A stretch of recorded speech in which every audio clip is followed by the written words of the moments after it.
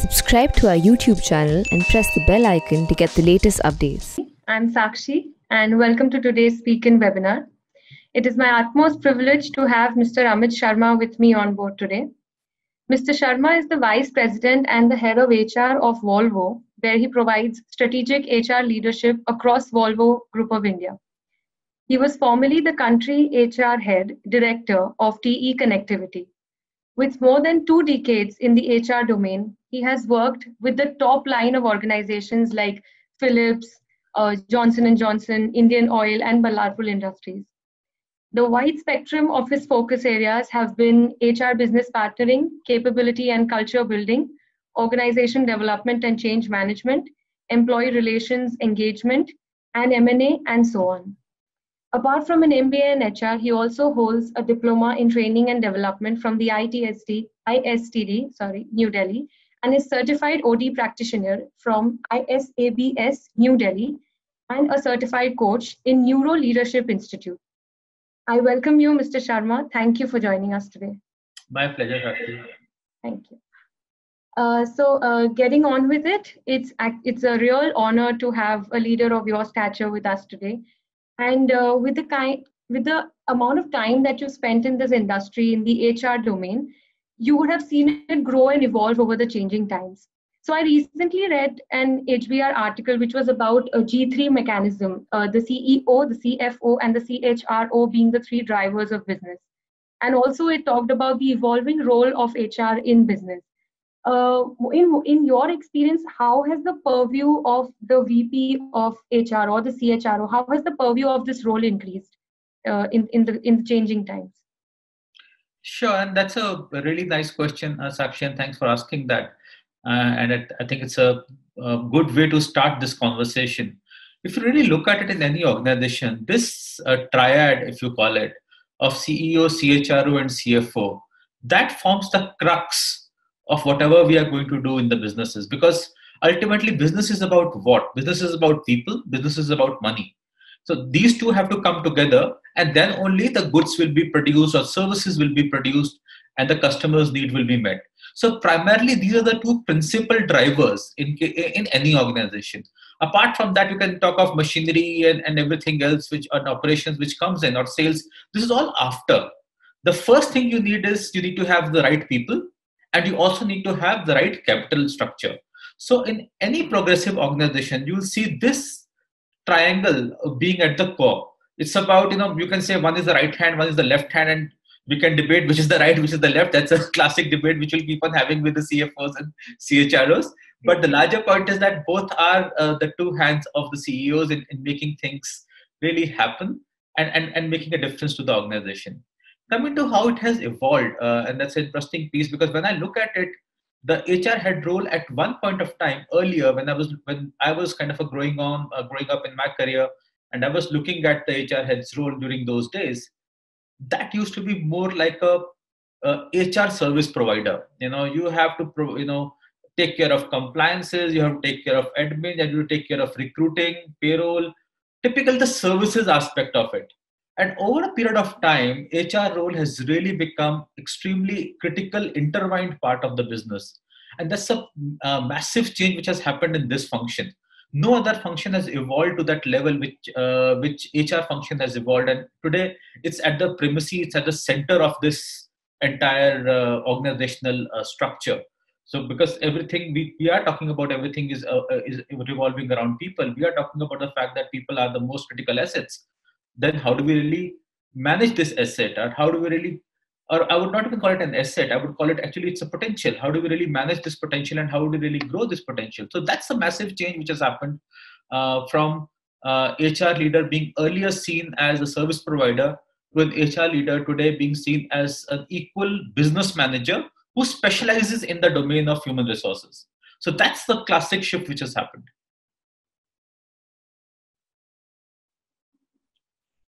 Absolutely. As you said, Mr. Sharma, a great way to start is to actually understand what this role is all about. If I zoom out a little away from the zone, the businesses and the worlds are ever evolving. And, so how has this entire HR landscape, shifted in all these times? talking about, probably touching some points like the major global trends that are happening in HR.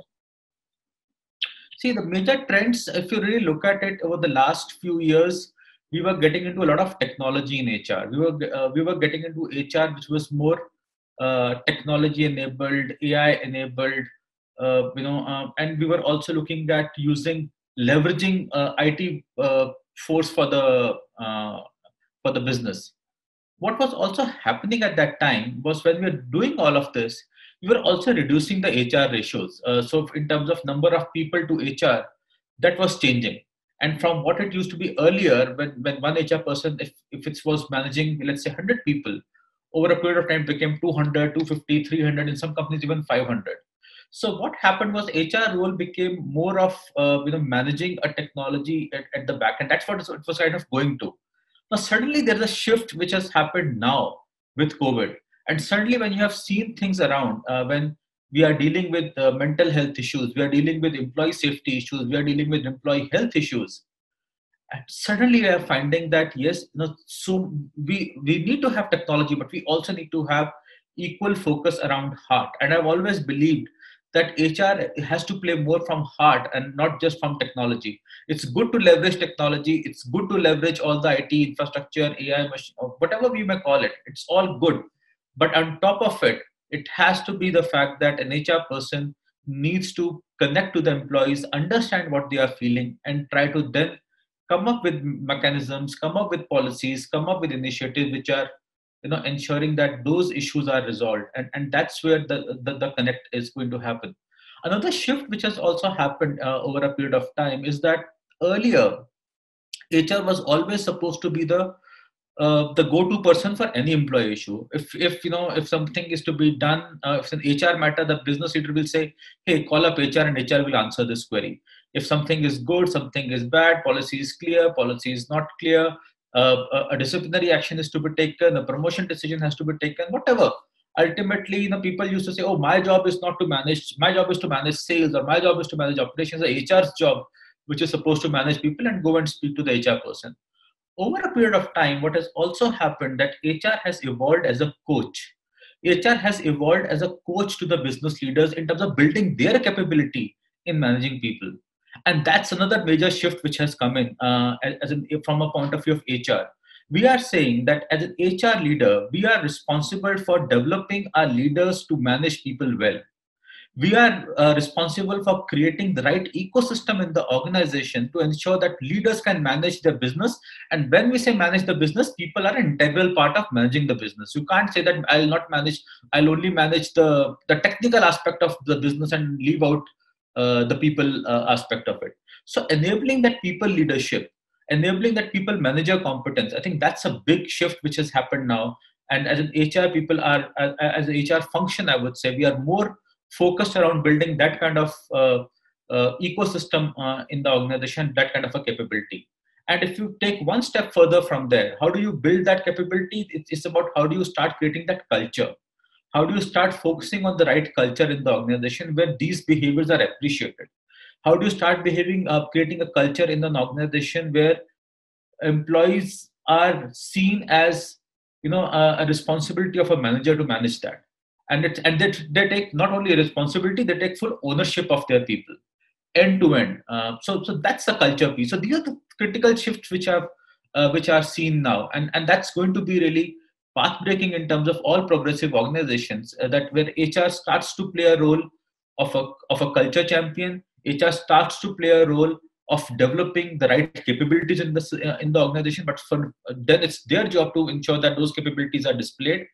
And on third piece, we ensure that we have our ears to the ground, we understand the employees, what employees are feeling, and we create those initiatives which are sensitive towards employees' needs, and we have our heart at the right place. Very, very insightful points, Mr. Sharma, about keeping the heart in the game.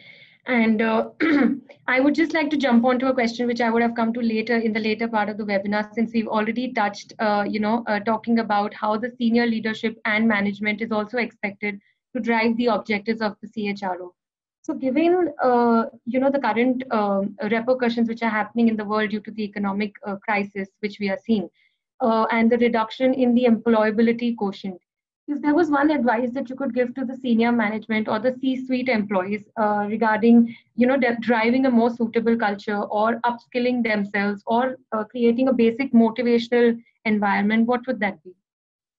I think the biggest advice, I shouldn't call it advice. I think what the leadership teams need to do is build the concept what we call as adaptive leadership.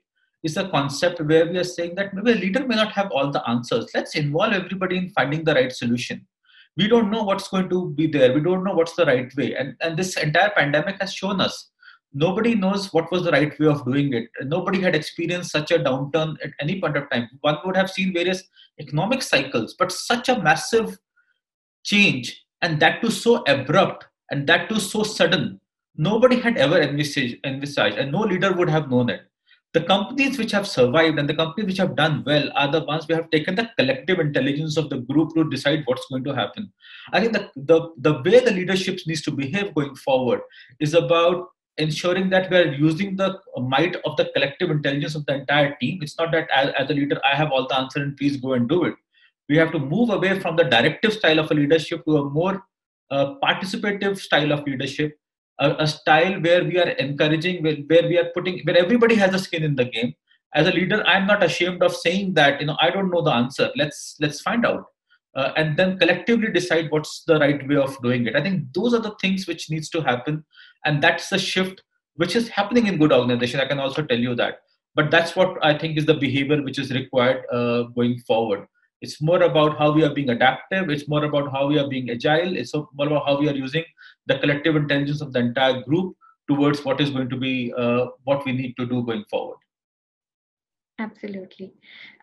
Keeping the theme on with the current changes in the scenario, this is a question I personally also have, that on one end, there is, a spike in the number of unemployed workforce due to the pandemic going on and the economic crisis. But also at the same time, there's also a lot of questions around, it is becoming increasingly difficult to hire the right kind of talent into the industry. So there's this dichotomy which exists in the market. One side of which is really talked about, which is unemployment. But the other side of it, I'd really like your perspective about that. Yeah, no, that's a concept, and there's some echo somewhere. Okay. So is it okay now? Yeah, let's see. Yeah. So this is something which we are dealing with, for quite a long time. I think this is not a current phenomena. This is something which I have been facing right from the time when I started recruiting, that for a few jobs you have large number of applicants, which shows the kind of unemployment which we have, and that shows the kind of need for job creation which we have in this country. At the same time, when we go through them, we find hardly a few people who are employable, who are up to the mark in terms of specifications for the job. And that is where I think we really need to relook at it in terms of our entire educational curriculum. And it's also about how as an industry we are participating in that. See, it's very easy to always push the blame on the government or push the blame on the academic institution that you are not generating employable people. But what is our responsibility towards it? What as industry we are doing to generate that employability? Are we participating enough with the academia in terms of customizing the courses for our need? Are we sending our officers to the academia to teach students what the skills required in the organizations? Are we setting up the labs for them for the new generation engines? For example, we are today at BS6 engines. I don't know how many labs in India would have a BS6 engine in their mechanical branch workshops, and you will find it very, very few. I can say that confidently. And many of them would have still the old engines, as part of their workshop practice, and so on and so on and so forth. If you look at it today, the automobile, the entire automobile today is no longer a mechanical device. The automobile has become a mechatronics device. It has electronics, it has computers, it has a programming logic control, it has sensors. Apart from having the mechanical heart, which is the engine and the gearbox. But the engine and the gearbox are again controlled by electronics and by computer, by the chips which are there. So we really need to have the right kind of partnership with the academia to make sure that all of that gets incorporated in the course curriculum, and that's when we'll be able to create people who are more industry relevant. And that's one thing which that partnership needs to happen very closely between academia and the industry to create more employable people. That's point number one. Point number two, which I always see, is that the biggest problem which people have or the reason for they not being successful in the organizations is lack of soft skills, and we don't focus on soft skills in our academia. Most of our technical schools focus on technical curriculum. I remember when I did my engineering, there was only one course in we called it industrial sociology and industrial psychology out of 8 semesters, and each semester would have about 5 to 6 courses. So almost about 50 courses is what we study over a period of 4 years as part of our engineering. And how many courses as far as the arts are concerned, or liberal arts is concerned, or psychology is concerned, sociology is concerned? One, plus one of English, and probably one of economics. So 3 courses out of a bouquet of 50. So where is the focus? And what happens when people come to organizations where they lack? They lack in agility, they lack in learning agility, they lack in adaptability, they lack in emotional quotient or emotional adaptability. We expect them to be innovative. We expect them to think out of the box. We expect them, to have to manage conflicts well. We put an engineer on the shop floor and expect the person to manage the teams, the entire wage associates which are there, and then the person has had no formal training in terms of managing people. The person's training is only on the technical skills, and suddenly you start seeing conflicts which start to happen between a supervisor and the workforce, because the person has never learned how to manage conflicts. And then whatever learning happens, then that happens on the job, and then some people survive, some people are not able to survive. So the fact that in our course curriculum today, we are not focusing enough on softer skills, and these are the skills which are key to success. If you'll have two people of almost similar kind of technical aptitude, or even somebody has a technical aptitude which is shared lower than technical aptitude of the other person, but if that person who is a shade lower is extremely good in terms of his human relation skills, I can tell you that person will be more successful than the other person, unless you are doing a pure individual contributor techie role. Now that's very different. But in most of our organizations, we have roles which are not strongly individual contributor techie roles. Each roles are interdependent, and we are working in a larger organizational ecosystem. And this is where working together makes a lot of difference. So that piece, I think we need to ensure that in organizations, in academia, there is enough focus on developing soft skills too. And when you'll have this combination of both, an industry relevant curriculum, number one, number two, also equal amount of focus on soft skills, that will ensure that there is better employability of these students who are coming out, and you will start seeing a close match between the two. Now, this is something, if you look at the supply side from the industry, from the academia. This third element around this, which is the supply side when it comes to lateral entry. Now, in the lateral entry, what happens is that, I have learned something, and let's say 20 years back, I have done my MBA. 22 years back, I've done my engineering, and after that, have I learned after that something or not? Or if I'm just sitting on my past laurels, which I learned about 20 years back and got a good rank, and then it's done. So what is the learning agility today? Is there learning agility in the people? So what the skills keep on changing. The requirement for a skills keep on changing. As you grow higher in the system, you need to acquire new skills, because what is needed at that level will be very different what was needed at the lower level, or when you are moving from one role to another. What kind of learning agility you have to ensure that I can do a different kind of a role? Now, many people don't show that. They just stick to whatever they know and just try to keep on doing the same thing day in and day out, and then they just hit a ceiling. And after that, when they can't grow, they are neither able to grow in that organization nor able to apply outside, because they have kind of hit the roof. Beyond that, there is nothing for them. So the learning agility and ability to constantly add value to oneself is very critical. I think these are three factors which are important. In terms when we look at the employability and the employment scenario in the country. Thank you for the explanation of this deep-rooted dichotomy.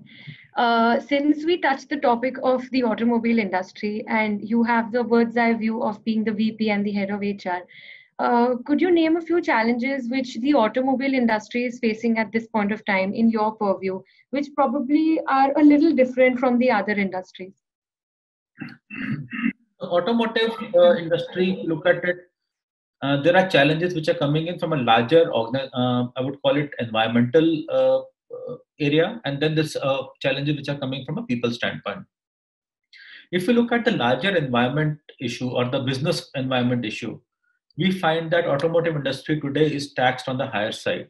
So our products are taxed almost at 28%, which is an extremely high taxation rate compared to the taxation rate for all others. It's an essential service.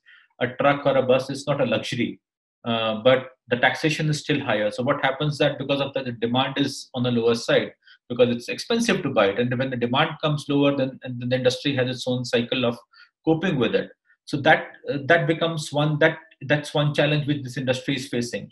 The second challenge which this industry is facing about the vehicle scrappage policy. So we have vehicles, but even in spite of the fact that they have run their utility, they still continue on the roads. We don't have a vehicle scrappage policy in India that after 15 years or 10 years or whatever is the most appropriate number for that category of vehicle. After that, the vehicle will be scrapped and you can buy a new one, and that's there in in many of the advanced countries. So that also creates its own dynamics around the demand. So those are the two big ones I would say, which are there from a larger environment perspective, and also the fact that currently in the automotive industry has made a major shift from a BS4 to BS6. Now, India is one of the, I would say, the only countries in my knowledge which has made this leap of change in one go. Otherwise, from BS4 you come to BS5, and from BS5 you go to BS6. Or in Europe it was Euro 4, Euro 5, Euro 6. But in our country, we took a significant jump, which again disrupted this entire automotive industry, and which again disrupted, the demand. It also had a lot of investment going into it. So this industry is facing this challenge. On one hand, we had to put a lot of investment. On the other hand, the demand is not, is not getting generated because of the fact that we don't have adequate scrappage policy, and also the fact that we have high taxation rate. And the last piece I would call it from a larger environment perspective is the fact that the lending is also today squeezed. It's not as easy to take loans from the banks these days. So that's another piece which is impacting the demand. So those are the things which I would say from a macroeconomic perspective which are impacting it. Zoom in to the people challenges. Now that starts to reflect, because then what happens is when the demand is a bit uncertain, you also need to meet the challenge of workforce fluctuations, because with the changing demands you also have to have your workforce patterns or the manning pattern which are equally flexible with respect to that. So how do you deal with it is a challenge, and ensuring that we're doing it in a compliant way, ensuring that we do it in the right way, in a sensitive way, that always becomes a challenge in such kind of industry. The second important piece is about the fact that we are in a premium segment where whether a Volvo vehicle is made in India or any part of the world, the quality has to be the same, because it's about the brand, it's about the trust people have in the brand. So it takes a lot of time to train people on such quality standards, which are generally extremely higher than most of the others. I'll not comment on the other industries, but typically what happens is when we say a Volvo product, it has to be world class in terms of its quality, and which means people have to be there with an extremely high level of proficiency. So training them creates its own challenge and takes its own time in keeping that in creating those industry ready people or the floor ready people for that. So those are two broad things which we see over here. The third piece which we're also seeing a disruption in the auto industry now is moving to a electromobility. And we say that that from a point of view of automobiles, every company is trying to reduce its carbon footprint. Every company is trying to create vehicles which are less and less carbon emitting vehicles, which means we have to move to alternate technologies. And when we have to move to alternate technologies, what do? We have to reskill our people towards that. We have to create new capabilities towards these emerging technologies, and that also becomes a challenge, because then the old technology is there, so it's not that it's going away. We continue to maintain that, but we also start to parallelly make the shift so that we are future ready, and gradually we start moving towards an environment where we have vehicles which have very limited carbon emission. So creating those right capabilities becomes another challenge. Those are some of the people challenges which we see, apart from the economic challenges which I shared with you. Thank you for this holistic view into the challenges of the industry. Moving into the basic change, the buzzword nowadays is remote working, work from home. But there's this one lesser talked about aspect of it, which is remote management. Across hiring, retention, and all the other HR functions, the entire process has become virtual. It has become non-personal. How in these situations are the organizations changing to now hit the bullseye with respect to these processes? No, that's very critical. And coincidentally, I was speaking to one of my friend, a few minutes before this conversation, and she asked me, "How is it going?" I said, "Hey, work from home," and she said, "I'm so tired of this work from home. I just want to go to office now. It's just getting on the nerves." And that's a reality across many people. It's not just she who said that. I can tell you, most of the people when I'm speaking to, they are really waiting for the time to come. They can go back to office, meet people, interact people, leave the normal life. So this is become an abnormal life which is being led by people all sitting remote. The remote working was good, or the work from home was good in the initial days. People enjoyed the fact that they are not going to spend time on the traffic. They're not going to spend time on the road in the honking and in pollution. They are in their homes in a much cleaner environment. But of late, it's all they say excess of everything is bad, and when you are forced to do something, it's even worse. So this is what is happening now, because this is happening by force, and this is happening by excess, and you don't have a choice. It's creating a same kind of feeling in the people which people had earlier when they were forced to come to office, and especially in the companies where there was no remote working or no work from home. They used to feel, hey, why can't we work from home? Why can't we do that? And it's an opposite thing now. People are saying, hey, why can't we go to office? So it's creating almost similar emotions in the people, though both are at the extreme end. And the value in the sweet spot always lies somewhere in between, that there has to be a healthy mix of both. But having said that, we don't know when this period will end. Everybody has their own guess. Somebody is saying by end of this year, somebody is saying middle of next year, somebody is saying end of this quarter. It's all, everybody is making their own guesses in terms of when they'll go back to work, when the vaccine would be there, or when when the curve will flatten out, the COVID will come down. So in that situation, when we don't know what's to be done, it's critical that we start developing the capability of our people managers towards managing remote teams. Now, because if that's not there, again, what will happen is people will start burning out. And we are already seeing some mental health issues in some of the people in some other industry. And we see articles here, and when we discuss in the HR community, we do hear about it, and people are facing mental health issues. So there are two, or I would say three aspects of it in this. How do you really manage it? First is, as managers, one needs to understand that employees at home, it's not only managing the work, the person is also managing home. Because what is happening is now kids' classes are online, so that's happening at home. If their spouse is working, he or she is also working from home. And then we still don't have the house helps to help you with the things. You have to do it all for yourself. So in such a situation, recognizing the fact that it can't be that somebody is logging in at 8 o'clock in the morning and logging off at 6 o'clock in the evening, expecting that is not right. It's about, as managers, how we can give flexibility to our people, to deliver on the output. One of the key things which I always say is that work is not something where you go to. Work is something what you accomplish. There's a difference between work and workplace. Many people confuse work and workplace together. Going to workplace means working. It may also happen that people are going to workplace and still not working.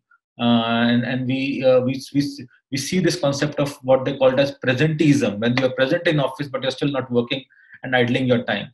So the key aspect on which the managers need to be sensitized in these times is about how do you separate work and workplace, and how do you ensure that an employee has his or her personal needs also to attend at home. Focus on the output and don't focus on the log-in, log-off time. And be mindful of the person's personal flexibility requirement in these situations. One may take a 2-hour break in the afternoon, to go and cook food and eat food and then and do the dishes and come back. You have to do that. You can't really escape from it. Or same way, when the child's classes are ending or the child has a break in between, you have to take a break, and maybe if the child wants some snacks and to give to him or her, you have to do that. Or there's somebody at home, who's come in for any kind of a household work, or a electrician work, or a plumbing work, or whatever, you have to be there. So be mindful of the fact that employees have their personal flexibility requirements, and give them that flexibility. Focus on the output, don't focus on time. I think that's the first thing which managers need to focus on in this remote working. Second piece is, how do you ensure that the team comes together? So how do you still ensure that the social bonding is happening? See, in offices, what happens, apart from work, we also socialize. We also have a lot of what we call as the coffee corner conversations, or the pantry conversations, or the water cooler conversations, where you talk about what's happening outside, you talk about what's happening in the company, you say something about your boss, you say something about the company. All of that stuff happens. It's very normal. Those then you have those gossips in the office, the grapevines in office. So it's all of that which is kind of keeps you socially alive. In such a situation, how can you create such forums in a virtual environment where you are not talking work, but you are still allowing the team to bond, you are still allowing the team to come together and relax and have some fun times, have some social times. So that's a second important piece which a manager needs to focus on. Don't just focus on work, but also focus on the social time. The third piece is about how do you start managing your team members. And when you say managing your team members, you also manage their emotional health. And what do I mean by that? See, when I'm in office, when my team member comes in, walks in, I see him or her, and from the facial expressions or a body language, I can understand the person is happy, sad, excited, disappointed. You can very clearly find out, and then you can have a conversation. Hey, if something bothering you, it seems, let's sit and have a chat. Maybe something I can help you with is something work related or something personal. If do you want to speak about it, and if there's a good bond between manager and the employee would speak to the manager and share it. In such a situation, in a remote working situation, I don't see my employee on a daily basis every day. And even when there are calls, most of the calls, we don't really switch on our videos. We tend to keep it more audio calls. So I really don't know as a manager what's really happening to my employee. Is the employee feeling good, not good, happy, not happy, distracted, not distracted? So as a manager, it's critical that whenever you start a meeting, whenever you start a discussion, start with a check-in. And check-in means very clearly, 2 or 3 basic questions. What are you feeling at this point of time? Start with let a person speak out. Is there anything preventing you from being here? Let the person tell it that there is a distraction, and then you can understand the employee's mental health much better. And when you understand the employee's mental health, you'll be able to help him or her deal with it. And when the person is able to deal with it in a positive frame of mind, the output will always happen. So otherwise, if somebody is distracted, the person will make more mistakes in the work rather than anything else.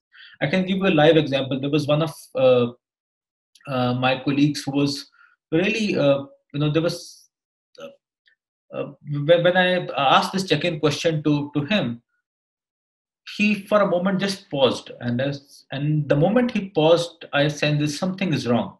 And we were at 10 o'clock in the morning having this meeting, and I asked him again. I said, "Would you like to speak about it? And if there's something in your mind, feel free." And ultimately, it's going to remain between both of us. And then the person talked about it.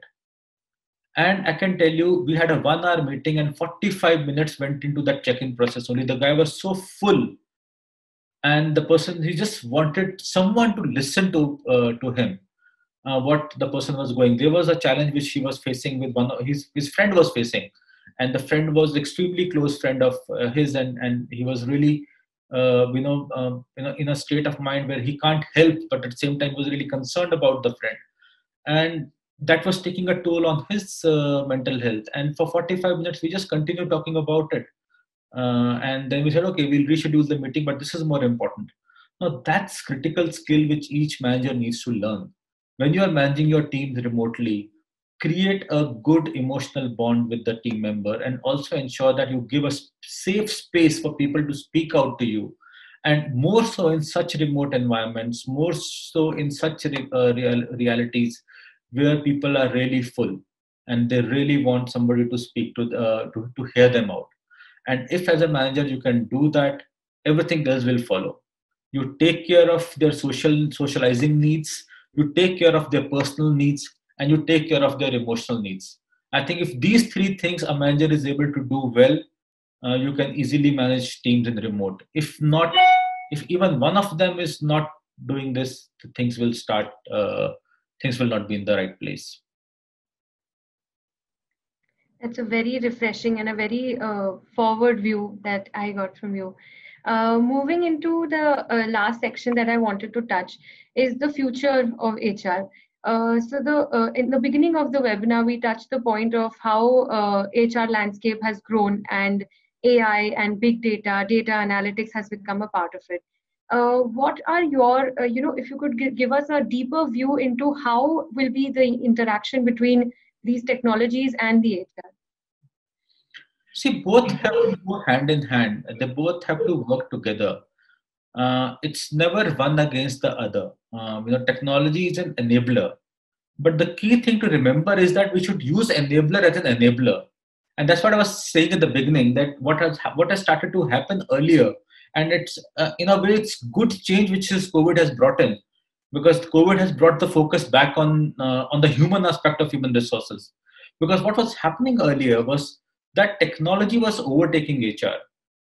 Everything was becoming employee self-service, employer self-service. You go and do it. It's good. I'm nowhere saying it's not good, but then there still needs to be a human touch. We still need to have, as human beings, we still love to talk. We still love to socialize. And I was saying, so all these issues which employees are facing these days, all the mental health issues which are coming up, or depression issues which are coming up. Why? Because all the tools are still there. The employee self-service, manager self-service, everything is there. There's nothing which an employee can't do today sitting at home, which he or she was doing it in office. But what they're lacking today, or what they're missing out, is that human touch. So this is the crux of it. So using technology is good. Use technology for taking the right decisions for people, but you have your ears on the ground. And at the same time, don't indiscriminately use technology. See, sometimes what happens is you get a data, but what is the story behind the data? Data will never tell you. So if I give another example, and this was an interesting case which happened with one of my friend, and he was narrating it to me, that one of the team members in his team was not performing well, and they were looking at the targets and all for the last 2 to 3 months continuously, that the targets were down. So what typically do in most of the organizations, they look at it, hey, the things are not going well. We'll have a conversation with the person, put a person in the performance improvement plan, or tell, hey, your goals are not really meeting. You give that feedback and expect the person to improve oneself. But and the manager tried to ask a couple of times, and the employee said, "Oh, no, nothing. I'll try to improve. I'll try to improve," and that's what kept on happening. And then the system was so automated that if in 3 months consistently, if you have not met kind of output from there, because every month you're feeding in what was your target, what was the result, it automatically generates a performance improvement plan. So that's how the technology was set up, and the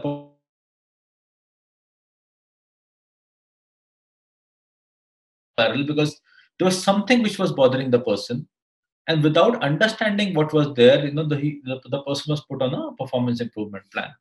Then one of there was an HR intern over there, and she just she overheard a conversation happening. Oh, this employee is not working well for the last 3 months, and she is going to be on the PIP. And this intern said, okay, let me just speak to her to see what's really happened.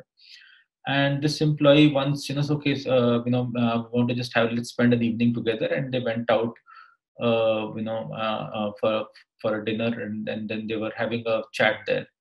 And this is where, when they were kind of going, and they got really friendly. This employee shared with that intern that she is facing major issues in her marital life, and they were having a divorce, situation at home, and that is what was so. And there was an issue over the custody of the child, and then and that was really bothering her more than the divorce. It was the custody of the child which was bothering that employee. That where should the child go, because both of them wanted to have the child with them, and that was so much overwhelming that that employee was just not able to focus on work. Now, data won't tell you the story. This story came out only when somebody spoke to that person, and these are very personal matters. People generally don't talk much about in organizations. So, but that's where the skill of an HR person lies. That's where the human touch lies. So one should use technology for all the analytics, look at the data. One can see the data coming in last 3 months, the person has not really performed. But before triggering that PIP, performance improvement plan, if somebody would have spoken to that person, the person would have got into a further spiral about the fact that, hey, on one hand, one is facing this issue at a personal life, and the person herself was not very happy that the targets are not being met. And on top of it, you put a PIP, and most companies you see a PIP means an exit route. So PIP means 3 months, and will essentially means that after 3 months, we are going to say that, please, move on. You are not really performing. So use technology. Use technology for an analytics. Use technology for understanding what's happening. Use technology to understand what's there. But have your ear to the ground to know the story behind behind what is happening. Don't just rely on the data. It's good to have data. It's because that makes a decision much more richer. But at the same time, we need to have decisions which are richer in the context of human sensitivity also, not just a technical sensitivity. So that's why I always say that it's important that we are in human resources function. The humanness cannot go away. We always need to have that empathy factor in the organization, and that's where a human resource professional always has to work with heart. We tend to sometimes go overboard in terms of business partnering. We start taking decisions which are reckless, which are about cut the headcount, cut the cut salaries, cut this benefit. All of that stuff keeps happening because this is what the business leader is saying, or this is what the finance person is saying. Look at what's the impact going to happen on the ground. So that's what my view is. At the same time, I have leveraged technology a lot in terms of a lot of data analytics around why the diversity numbers were low in the organization, and we created a good program out of it too, because that gave us a good insight. So use data for an insight, back it up with actual stories about what's behind that insight, and then create the initiative rather than directly jumping onto a data. Listen to the story behind the data. Is what I would say. Definitely, very insightful point that technology can only be an enabler, but the important part of HR is the human, the first word of it. And I'd like to pose my last question of the webinar talking about this aspect, is that a lot of organizations are now trying to become younger, according to the trends. And could you give me some insights about how organizations decide process to invest in the next generation and in something called succession planning? That's the most critical aspect in an organization, that how do you really create new leaders. It's that shows the strength of, or the bench strength in an organization.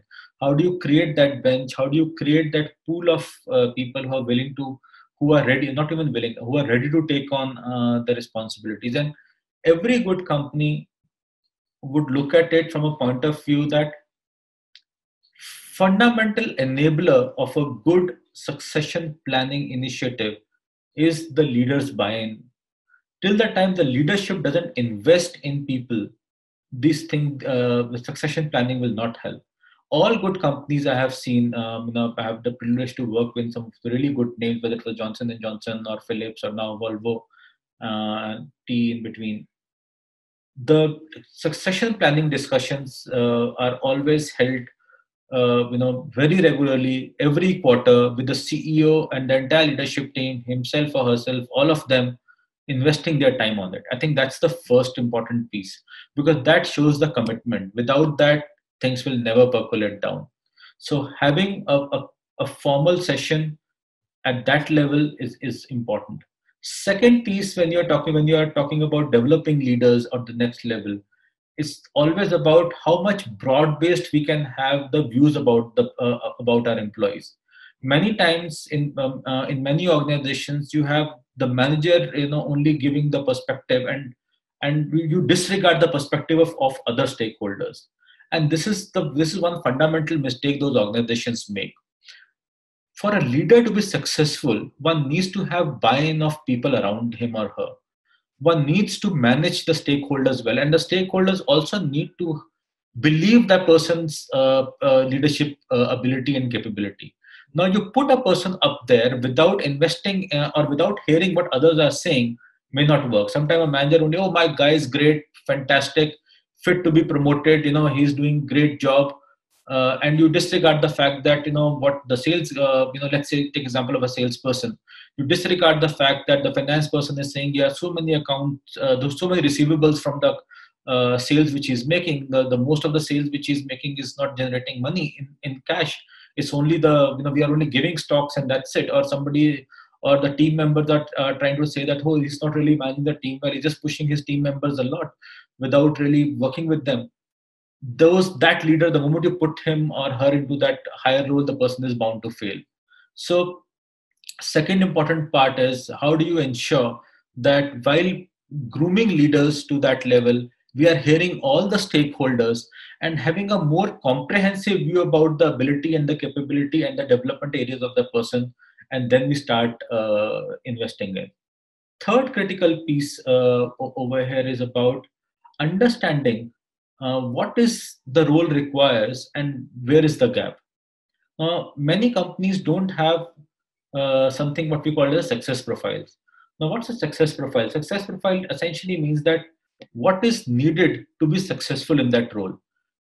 It's generally we focus about the experience, we generally focus about competencies, we generally focus about educational qualification, but we miss one important aspect, which is the personality of the person. Every personality is not suited for every kind of role. There has to be, apart from a capability development, there also has to be a personality match. Are we focusing on that? Companies which are successful are the ones who are also ensuring that the right kind of person is put in the right kind of roles. So doing a personality matching also, and before that, articulating what kind of personality is required for being successful in a role is critical. So creating that aspect is important. Other piece is about how do we really, when we identify certain people who are our high potential. So we have gone through this process of listening to stakeholders, leadership buy-in is there. We have done a personality match. Everything is done, and we are saying, okay, this person X is a succession plan for role A, role B, role C. Now the next point is how do we really build that capability? And building that capability is not always a training program. And many people feel that building the capability meaning send a person to a training program, send him to some some college or some IIM program or some technical program, and the capability will be built. That's never the successful formula. The successful formula is about building capability through experiences. And then how do you provide the person with the right experiences to build that capability? So which means that you start putting that person into cross-functional projects. You start putting the person into projects which will test those competencies and will help person develop them. Put them into roles which are beyond the person's comfort zone. Put them into roles which are beyond the person's regular, job, because that will broaden the person's perspective. Because if somebody is a sales guy, put him into a supply chain project. Somebody's supply chain person, put him into operations project. Somebody's operations person, put him into, let's say, a HR project. Whatever. So broad base that capability. Put the person into projects where somebody is learning something else, and that starts to build the right capabilities in the person. And that's when you also learn it by doing, and not just learn it by reading a book, because there are enough books otherwise to read. Nobody can learn swimming by reading books. You have to learn swimming by jumping into the water. You have to learn to drive a car by going behind the steering wheel. Just knowing that you have a clutch and accelerator and brake, and this is the steering wheel, doesn't make you drive confidently on the road. The confidence comes only when you are actually practicing it. So how are you stretching that person? And then this is where the leadership roles again comes in. As a leadership, don't hold on to your people. Set them free. Let them experiment with their free time. Give them the free time to experiment with what else they want to learn, what else they want to do in the organization, because then only you will be able to create successful next level leaders. Many people tend to hold on to their talent. Many leaders say, oh, if I'll give 20% of my bandwidth to this person, what will happen to my job? They forget the fact that if I'm saying somebody is high potential, the person will be able to do that job and still be able to do something else. Because as you go up in the system, you need to expand your bandwidth. And this is the test to test that piece, that whether the person is able to expand the bandwidth or not. So give that person that chance, rather than holding back that person and saying, oh, my world will collapse. Nothing collapses. It's just a fear which many leaders have. So as a leader, be enterprising. As a leader, take that risk, take that bet on people. So that's another critical piece which I would say. And the last one I would say, very, very important piece is take bets on people. Sometimes somebody may not be 100% be right for the job.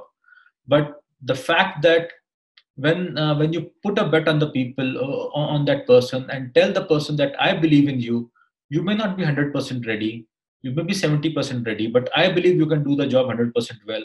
I can tell you the person rises to the occasion. The person also has that hunger to prove himself or herself that yes, I am the best person for the job. So take bets on people. Sometimes we just want the person to be 100% fit before we put them onto the next level roles. Don't wait for that, because if you're finding 100% fitment, you will never have that role will never be aspiration for that person, because every 100% fitment means the person has done everything which that role requires. Then what's the fun for that person? What's the challenge for that person? The challenge for that person is only when somebody is 70-75% ready, and that's where the person grows, and that's what the person actually develops the larger capability and stretches and thinks something in a different manner. So take bets on people, I would say. Don't wait for 100% fitment. 70-75% fitment, it's good enough for somebody to be put on that role, and let the person, maybe the person will struggle for a few for some time in the beginning. Have that safety net with you, so that don't allow that person to drown, and you'll very soon see the person is really swimming very well in the waters. Absolutely. Thank you for this futuristic view and a view into the growth of the firm as well as the employee. I really would like to thank you, Mr. Sharma, for the opportunity of having this webinar with us. Thank you for your time, and it has been a privilege to learn from your experience and your insights. Thank you. My pleasure, Sakshi. I really enjoyed interacting with you. Thank you. Thank you. I look forward to having more collaborations with SpeakIn and Volvo. Sure, definitely.